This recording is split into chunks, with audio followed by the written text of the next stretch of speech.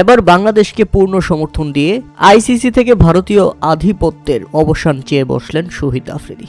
হুঙ্কার দিলেন ভারতকে, এবার বাংলাদেশকে নিয়ে হবে নতুন আইসিসি শাসন। উল্লেখ্য যে ভারতে অনুষ্ঠিত 2026 টি-20 বিশ্বকাপে অংশ নিতে বাংলাদেশ দলে ভারত সফরে না যাওয়ার সিদ্ধান্তকে যৌক্তিক এবং সময় উপযোগী বলে মন্তব্য করেছেন পাকিস্তানের সাবেক অধিনায়ক এবং তারকা অলরাউন্ডার শহীদ আফ্রিদি। বর্তমান পরিস্থিতিতে বাংলাদেশ ক্রিকেট বোর্ডের অবস্থানকে তিনি পূর্ণভাবে সমর্থন করেছেন এবং এ বিষয়ে আন্তর্জাতিক ক্রিকেট কাউন্সিলকে স্পষ্ট ও ভারসাম্যপূর্ণ সিদ্ধান্ত নেওয়ার আহ্বান জানিয়েছেন শহীদ আফ্রিদি। প্রিয় দর্শক, আমরা সবাই জানি গ্রুপ সিতে বাংলাদেশের গ্রুপে আছে ইংল্যান্ড, ওয়েস্ট ইন্ডিজ, নেপাল ও প্রথমবারের মতো অংশ নেওয়া ইতালি, যেখানে সবগুলো ম্যাচ ভারতে, কলকাতায় 3টি এবং মুম্বাইয়ে 1টি ম্যাচ। সমস্যা শুরু 3 জানুয়ারি। আইপিএল ফ্র্যাঞ্চাইজি কলকাতা নাইট রাইডার্সকে ভারতীয় cricket board Bangladeshi pacer Mustafizur রহমানকে দল থেকে ছাড়তে বাধ্য করেন।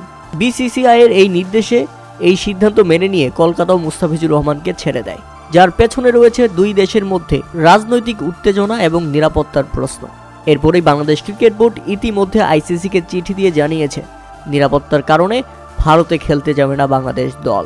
বাংলাদেশ চায় বাংলাদেশের সকল ম্যাচ শ্রীলঙ্কায় সরিয়ে নিতে হবে, কারণ বিসিবি স্পষ্ট করে আইসিসিকে জানিয়ে দিয়েছে খেলোয়াড়, কর্মকর্তা ও সমর্থকদের নিরাপত্তা আগে নিশ্চিত করতে হবে, না হলে ভারতে খেলতে যাবে না বাংলাদেশ।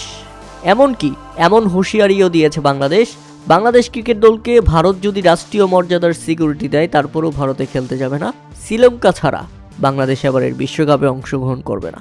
আর এমন পরিস্থিতিতে কথা বলতে গিয়ে পাকিস্তানের সাবেক অধিনায়ক শহীদ আফ্রিদি বললেন, আইসিসি চেয়ারম্যান জয় শাহ বিশ্বব্যাপী ক্রিকেটের উন্নয়নে প্রতিশ্রুতিবদ্ধ হলেও পারস্পরিক সমঝোতার অভাব এবং সমর্থনের ঘাটতির কারণে পরিস্থিতি বর্তমানে জটিল হয়ে উঠছে।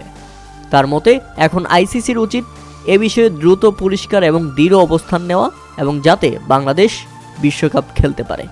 শুধু এখানেই শেষ নয়, তিনি স্পষ্ট হুঙ্কার দিয়েছেন তার মতে আইসিসিতে ভালো চিন্তাভাবনার লোক রয়েছে। আইসিসি শুধুমাত্র ইন্ডিয়ান ক্রিকেট কাউন্সিল নয়, ইন্টারন্যাশনাল ক্রিকেট কাউন্সিল। আইসিসির এসবের সাথে সম্পৃক্ত হওয়া জরুরি। ভারতের দিকে যদি তারা বেশি ঝুঁকে থাকে, ক্রিকেটকে অব্যাহত রাখতে হলে সেটা খুব তাড়াতাড়ি শেষ করতে হবে। প্রিয় দর্শক, শহীদ আফ্রিদির এমন মতামত এবং বাংলাদেশকে পূর্ণ সমর্থন দিয়ে আইসিসিকে এভাবে কড়া জবাব দেওয়াটাকে আপনারা কিভাবে দেখছেন তা অবশ্যই আমাদের কমেন্ট করে জানাবেন।